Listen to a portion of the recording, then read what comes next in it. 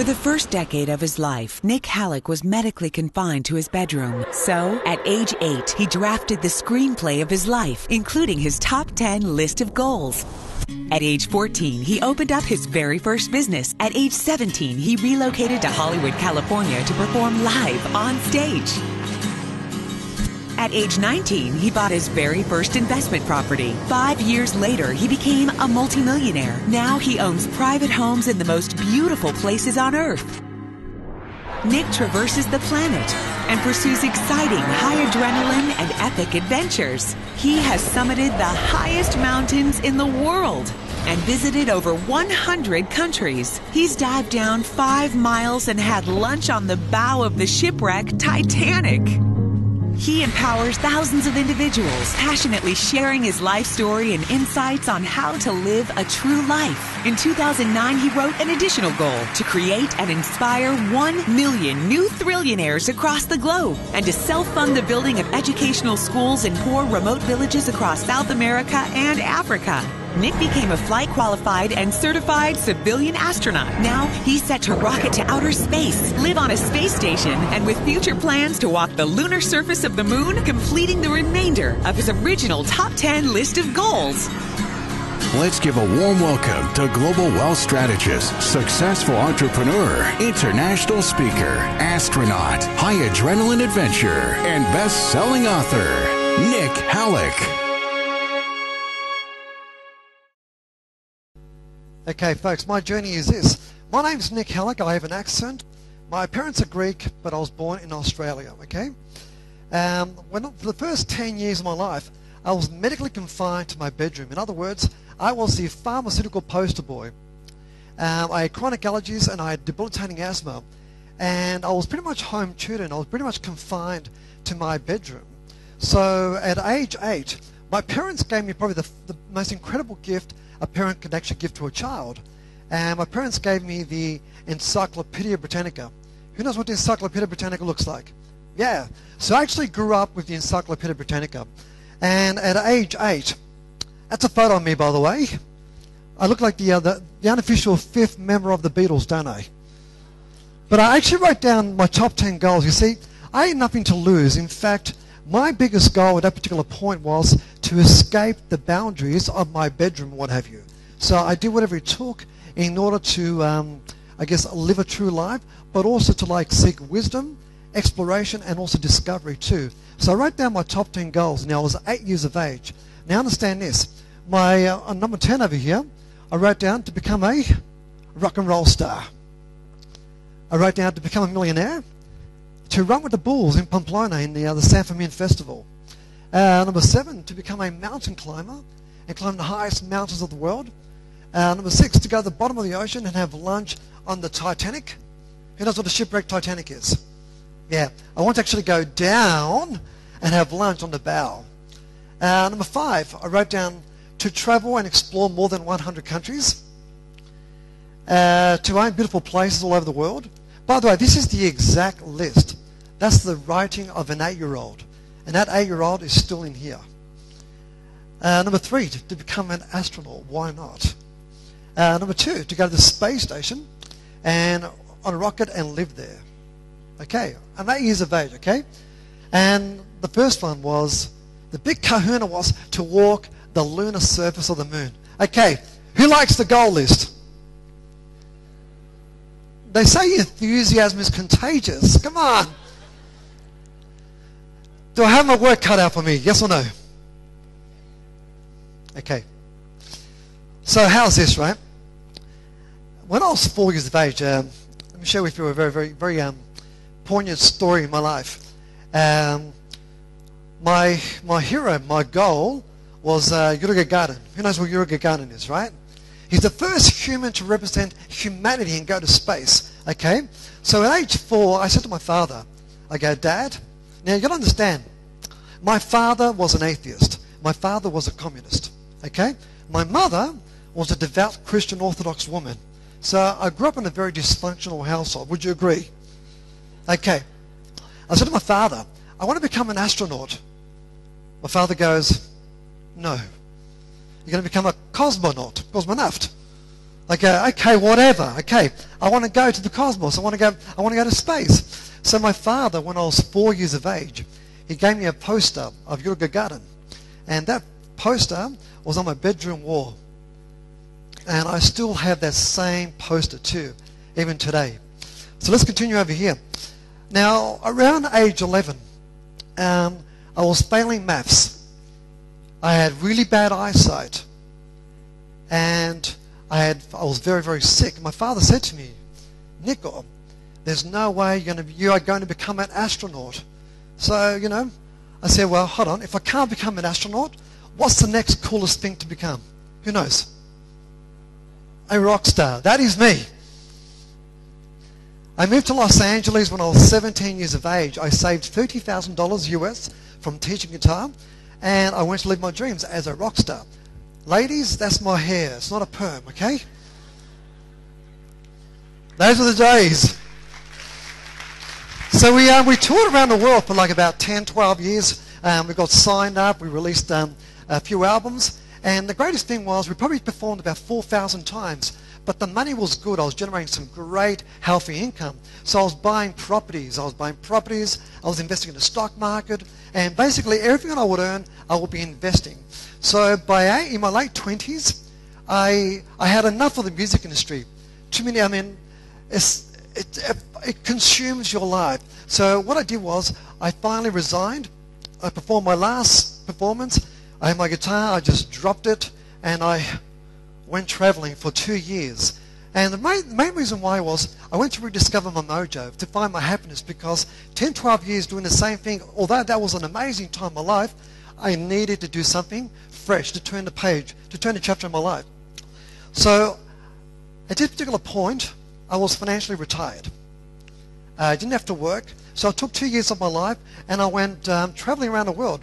And around that period of time, I probably visited about 118 countries, quite a bit. One of my goals is, according to the United Nations, there's about 195 countries. So I probably have another 80 countries to go until I've been to every one. Anyway, so in 2003, I still had that list of goals that I wrote down as an 8-year-old. And it was still inside here, and I felt that I hadn't achieved enough in my lifetime. So the first thing I did was I left home again, and I moved to Russia. And I enrolled in the Russian orbital space program to become a cosmonaut. And one thing I didn't know before was I was living in Morocco at the time. It's my house in Greece, and that's also my home in the rainforest in Australia. But I enrolled in our Russian orbital space program in 2003, and it took me a number of years to become qualified. So what I did was this. I'm a civilian, okay? I was a civilian astronaut being trained in Russia. And first of all, there were medicals I had to pass. There was theory. And probably the hardest thing of all was I had to learn the language of Russian. Everything was Cyrillic. And for me, I already spoke Greek. I already spoke English. To learn another language as an adult, it becomes rather difficult now. So I had to go through all my medicals. And the medicals were about 4 or 5 months. I was in theory classes with other astronauts, NASA astronauts, Russian cosmonauts. And I was assigned to a crew, centrifuge every day. That's me training in the other Soyuz. And basically I had to learn, being trained as a mission specialist, I had to understand where all these instruments were. And everything was in the Cyrillic alphabet. It was equal to like learning how to fly an alien spacecraft. But more training over here. That's me on the far left-hand side here, or pressurized in the and some zero gravity. I also wrote a book a couple of years ago, and this actual book, it's called The Thrillionaire. It actually resides on the International Space Station right now, and there's 9 books, of which my book is one of them too. So it was a great goal in regards to also having a book up in space too. So, and do you recall my boyhood hero, Yuri Gagarin? Now, how's this? Yuri Gagarin actually died in the late 1960s, about 7 years after he became the first human to view Earth and go to space. Now, Yuri Gagarin was actually in a MiG-21, and it was a test pilot at this particular point, and he crashed and he died. Okay, but as a monument for other aspiring cosmonauts in Russia, they opened up his foot locker, put a Perspex cover so you can see all the contents of Yuri Gagarin's locker. Who follows, okay? And in there he had his tennis racket, his shorts, his scarf, his gloves and some clothes. And on the right-hand side, in the same gymnasium, is my foot locker. This is crazy. Now look at this. I am exactly 3 lockers from Yuri Gagarin's locker. My boyhood hero at 4, I'm right next to him here in regards to, I mean, it was like something called serendipity. I mean, it was like one of those crazy things in life. And when I finally graduated, this journal is actually Yuri Gagarin's journal, and that's his office. And I actually got to sign his diary and his journal. So from a young boy having a photo of a poster of Yuri Gagarin, and then signing his journal about 30 years later, to me it was just it was very, very awe-inspiring. And that's the other Soyuz rocket over here. That's the International Space Station, and that's basically my view from my bedroom. Now imagine this, right? When you're in space, right, you are orbiting the Earth every 90 minutes. You are traveling at 18,000 miles an hour. You get to view 16 sunrises and 16 sunsets every day. Who likes? Say yes. So along the way, I still had those other goals. For example, I wanted to climb the highest mountains of the world. And I love mountain climbing. Here's a particular mountain over here, the highest peak of the Andes, called Aconcagua. And over here is another one, Kilimanjaro. Remember the other goal about the Titanic? Remember the Titanic?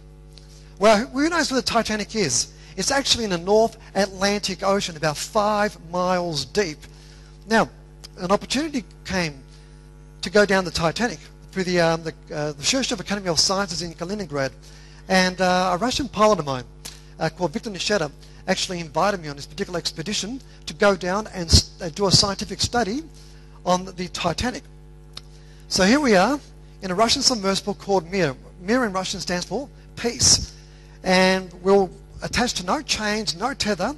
You just open up the ballast tanks, you take on seawater, and you sink to the very bottom of the ocean. It took us 4 hours to sink to the bottom of the ocean. And this was the first view of the Titanic. It's pretty amazing, very awe-inspiring. And the crazy thing about the Titanic is it's actually decaying at a very rapid rate. All this here is bacteria, which means 2,000 pounds of steel is being consumed on a daily basis, which means in about a decade, the Titanic will no longer exist. So having gone down there, to record, I wrote down on my goals as an 8-year-old.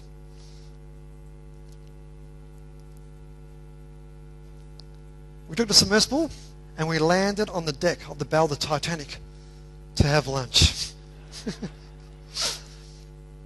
Some tuna sandwiches, a chocolate, and we also had a shot of vodka too. So, yeah, crazy stuff. This was very emotional here. This is a suitcase. Now, my parents, when they migrated from Australia, it took them 3 months to sail to Australia. See, post-war Europe, after the Second World War, Greece was poverty, war-stricken, and my parents wanted to raise a family. So the only country that would accept them was a shiny little island, well, a very big island, in the Pacific called Australia. And it took my parents about 4 months to sail to Australia, going from the old world, going to the new world. And this was very emotional because this was a suitcase of one of the passengers. Now, the most amazing thing about the Titanic was 85% of those who died were in steerage class. Well, they were all the immigrants. And they were basically in a steerage class, which meant they had no way of escaping. But this suitcase, I mean, I just thought about my parents, because when my parents arrived in Australia, all they had was 2 suitcases, all their belongings. And the entire ocean floor around the Titanic is littered with suitcases and also shoes. Understand these shoes. In seawater, leather does not decompose. There were so many shoes that were like this, which meant once upon a time there was a body. Who follows? A most amazing, most emotional place in the world. Very surreal, definitely. There's Titanic over here. Now this wasn't included in the goals, but I have to share this with you. A couple of years ago, because I love adventure, I love new discoveries around the world, a couple of years ago, a cave was discovered in Mexico, almost about a mile deep in the Nik Caves in the province of Chihuahua, out in the desert. Now, this particular cave contains the largest crystals ever found on the planet, the largest crystals, okay? And we were one of the first group of individuals to actually enter this cave and actually document it. And less than 20 people have been down there since. But this cave is probably the most amazing, most surreal place in the world. Has anybody seen the first Superman movie? Yep, The Fortress of Solitude, where Superman basically builds his home out in the Arctic. Well, this is it. This is almost looks like a Hollywood set, but I've got to tell you right now, the temperatures inside a particular cave, we're talking about 150 Fahrenheit, which is about probably 60 degrees Celsius. Pretty hot, would you agree? With 100% humidity. I mean, we had 4 entries into the cave, about 4 of them, at 25 minutes each time, but it was incredibly hot, really hot, but absolutely beautiful. Yeah, it's ridiculous, isn't it? Now, this one I've got to share with you over here. Now, who loves ancient history? Okay, I love history. Why? Because I grew up on the Encyclopedia Britannica. Now, here's the thing, right? Has anybody heard of Herodotus? Raise your hands. Has anybody heard of Sir Isaac Newton? Napoleon? Alexander the Great? Okay, well, all these individuals did something that was very, very unique, and I wanted a piece of that action. Okay, has anybody been to Egypt, in Cairo? The 3 pyramids. The Cheops pyramid is the biggest one in the middle. Who follows? Say yes. Okay, the Cheops pyramid is this. Now, both Napoleon, Alexander the Great, Herodotus, Sir Isaac Newton all spent a night in the Great Pyramid and slept in the great sarcophagus in the King's Chamber. Now, the last foreigner to do so was in 1935. His name was Dr. Paul Brunton. And you can read about Dr. Paul Brunton. Why? Because he slept in the pyramid. He was the last foreigner, and he flipped and then went to a mental asylum. Pretty cool, huh? I said I wanted a piece of that. So what I did was I went to Egypt and I negotiated for me to spend a night in the Great Pyramid of Giza. But I asked for 2 conditions. I said, lock me in there, and I want lights out. I want darkness. And I got to sleep in a sarcophagus. And I became the first foreigner since 1935. So very unique there. And these are the gatekeepers who actually have the pyramid key and actually let you into the actual pyramid to sleep in it. Very illegal, but I make a very compelling negotiator. And why not? You can play golf there too. I just had my birthday just recently, May 15. I'll get you to write that down. So May 15 is my birthday, okay? Your birthday is a celebration of life. And every time I have a birthday, which is normally once a year, I like to do something very, very unique. And the first thing I do is I disappear from the radar. In other words, it's a celebration of life. It's a reawakening in regards to me redefining who I was and what have you. Because, look, there are 2 most important days in your life. The day you were born and the day you discovered why you were born. And for me, I defined my why a very, very, very long time ago. So what I did was this. Has anybody heard of a halo jump? A halo skydive from 35,000 feet? Now, when you normally skydive, a person skydives from about 13 or 14. Well, I jumped out of a plane, a perfectly sound plane from about 35,000 feet. But I wanted the environment to be very special. We flew the plane directly above Mount Everest. Who knows Mount Everest? Yes, the highest mountain in the world. The highest tip of our planet. So I flew directly above Mount Everest. I got oxygen over here because there's no oxygen up there, right? I mean, I'm all rugged up here. This is the view before I jumped out of the plane. It's about 35,000 feet to do this. Now, why would I do that? The answer is why not? And that particular point in time, I became the highest human at that particular point exposed outside of an aircraft. Who follows? Unless it was an astronaut doing a spacewalk or something. Pretty amazing. And also became an author along the way too. My branding is called the Thrillionaire, which is basically an autobiography on my life too. And also created a community for Thrillionaires, for those who want to extract as much colour and actually just inject a lot of fun back into their lives, to just rediscover the mojo, rediscover the happiness.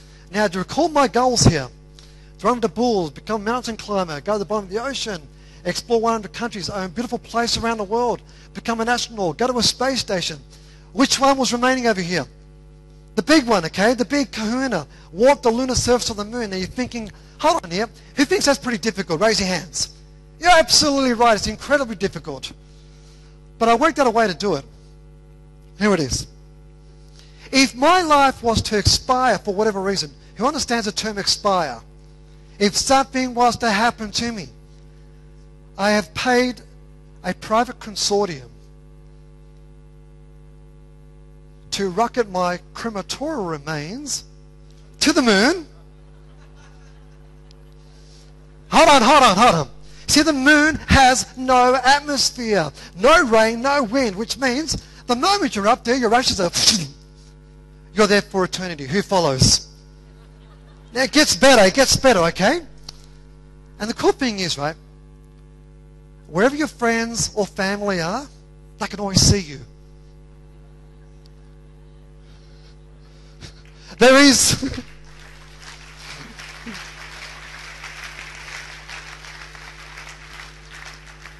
Such is life. But in closing, folks, where is the richest place in the world? Let me ask it again. Where is the richest place in the world? Who knows where it is? The richest place in the world is the graveyard. The graveyard of all the unfulfilled dreams. You see, unfulfilled dreams have a habit of haunting you for the rest of your life. That's why you have to fight for your dreams. You fight for your life. Why? Because in 30, 40 or 50 years' time, you want to reflect back in your life and you want to respect yourself. True? And the thing that keeps me going is that 8-year-old who's still in here, who wrote down those goals and had nothing to lose. Folks, I'm Nik Halik. Mulțumesc. Thank you very much.